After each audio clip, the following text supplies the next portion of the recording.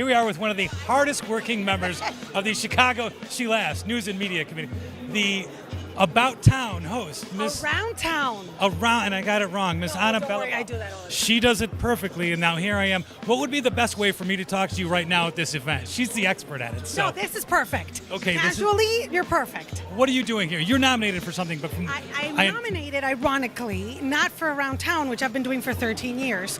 I am nominated for the coverage that WGN did about the aftermath of Hurricane Maria in Puerto Rico. My whole family lives in Puerto Rico and was affected by the hurricane, and WGN was extremely generous with me and trusted me to go cover the aftermath, including some personal stories. So that's what we're nominated for, the work we did there. What was the most challenging thing about doing that coverage, and why did people enjoy watching, or why did people tune in? I have no idea. Honestly, it's really weird because I studied journalism 23 years ago, and we were taught that we weren't the story, that if it was a personal story, we couldn't tell it because it was too close to us. And all of a sudden, I started using social media when the hurricane hit to inform people because we were completely disconnected. The island was in the dark. There was no cell service.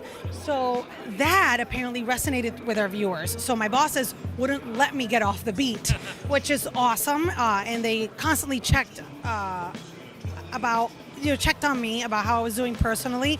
So the hardest was seeing my island that way. I grew up in Puerto Rico, and I think it's sad that I couldn't go around town and show you the wonderful things about Puerto Rico, that I showed up to show you in what awful condition we were.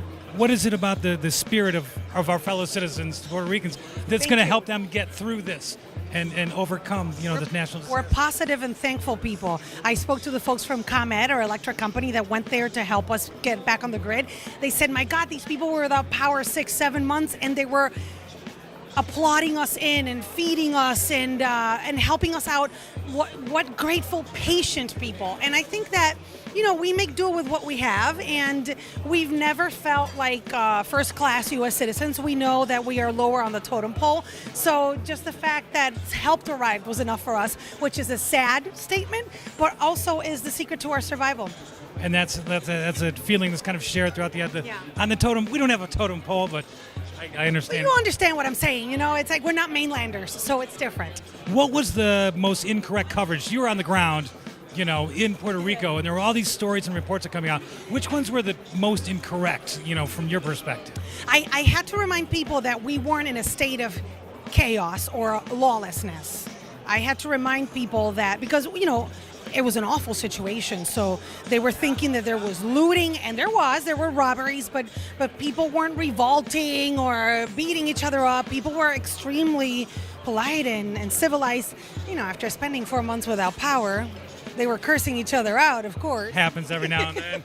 But in Spanish, you can't tell us some of the Spanish. Spanish. Thing that was bothering me was the idea of they have to pick themselves up by the bootstraps. Yeah. They were. My family used to machete to get out of their neighborhood with their neighbors to clear the brush to go help other people. My niece fed people with the chefs from Jose Andres. So no one was sitting there waiting for help to show up. They were picking themselves up by the bootstraps, but we were leveled. Right. Where can our viewers go to see this coverage? It's got to be somewhere. So I'm hoping that WGN has it, so you can Google it. Yes. And then you'll find my freak out for Ricky Martin, and then my coverage of Hurricane Maria. Oh, freak out for Ricky Martin. Can we recreate that? Well, it was. Yeah, you need to Google it because I thought he wasn't hearing me, and he was hearing me. And Larry and Robin were like, "We've never seen you." Yeah, I saw that. So you can catch Ana every morning, right? You Google me, that's what pops up. So where can everyone catch you? Because you're on Monday through Friday. Monday through Friday, WGN Morning News Around Town starts at 7:55 all the way to 10. So the entire news team stays in their safe space. You're out there talking to people. To the elements. Yes, and she's got the most challenging job in the whole news team. Excellent. Thank you so much. Good luck tonight. Nice to meet you.